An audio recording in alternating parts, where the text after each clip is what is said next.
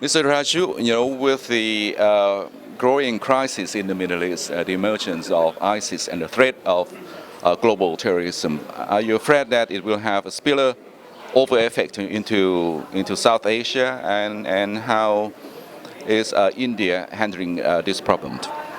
Um, the growth of ISIS, definitely its ideology can spread to any corner of the world. And I think that's why it's important that it is curbed as quickly as possible. I'm sure the ideology, the extreme ideology that they portend, that can carry a resonance and have an impact on India's borders too. But we are definitely safeguarding ourselves. But I think it's a more imminent threat to Europe, and I think that's the present concern. India is now trying to look east, establishing growing relations with the ASEAN countries or the Asia region in general. In your opinion, how does ASEAN or the Asian region, fit into India's economic cooperation or political or security cooperation going forward? We've followed a look east policy since the 90s, and right now the focus is more on economic cooperation with the ASEAN, especially since that's where the real growth is happening. And I think it is important to integrate physically through better infrastructure and connectivity and step up the trade between countries. But as you are aware, there are also security issues related to the South China Sea. We are very conscious of it. We have traditionally followed a non-aligned policy in safeguarding our own interests. We definitely would like to see free lanes of communication in the South China Sea. Will you send troops to participate in any movements, in the South China Sea? We've always been doing bilateral exercises with countries, but at the same time, whatever exercises we've done, we do not want to send out a signal that we're inimical to anybody.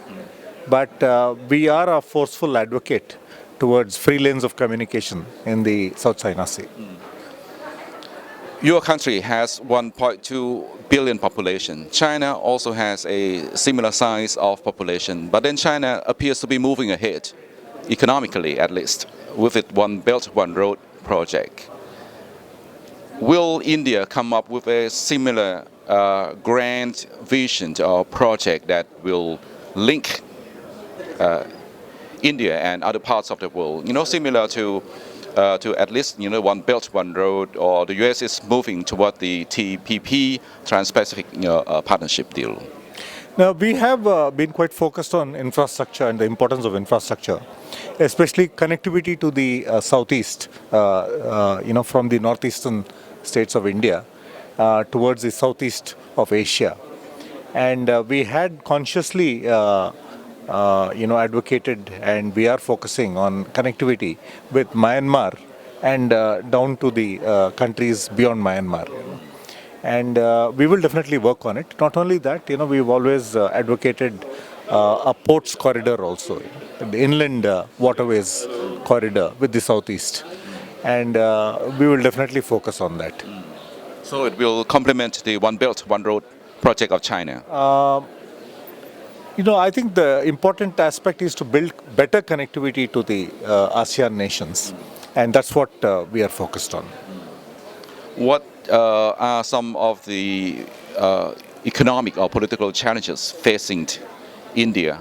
How can you keep the growth momentum going in order to create jobs and also to modernize, the Indian economy? India has grown to be a services economy, and the majority of the growth is coming from information technology, the knowledge industry. What has been suffering has been our manufacturing. And for the last 2 years, because of the drought in the country, we've been having severe challenges. We are focusing on improving infrastructure. We are trying to gather our efficiencies in the manufacture sector, because I think it needs to complement what we already have in terms of the services sector and the knowledge economy. So we are doing our best, but the challenges are, I think we need to relax our labor laws and make the investment more cost effective. But since the Modi government has come to power, do you think that it has the mandate, from the people, in order to initiate this difficult task of structural reform? I think it was to their advantage that after 30 years they had got an absolute majority. But I think the important thing is to carry the opposition parties and the other parties along in the task ahead for the nation. And I think that's where the current government is having some shortcomings, and they need to address that. Do you think that they will succeed, in the future? I hope that they will succeed for the benefit of the nation. But it also much depends on their approach in involving the opposition and the other coalition parties. And finally, the Indian economy remains more internally focused, relying more on domestic consumption. Do you think that going forward, the ratio of exports will be higher, in helping to develop the Indian economy? We definitely need to give a better export thrust. But while the Indian economy is such a large economy, and therefore there is a lot of focus on internal consumption, there definitely is a need for better exports, which we are doing already in the services sector, in the information technology sector, in the knowledge economy sector.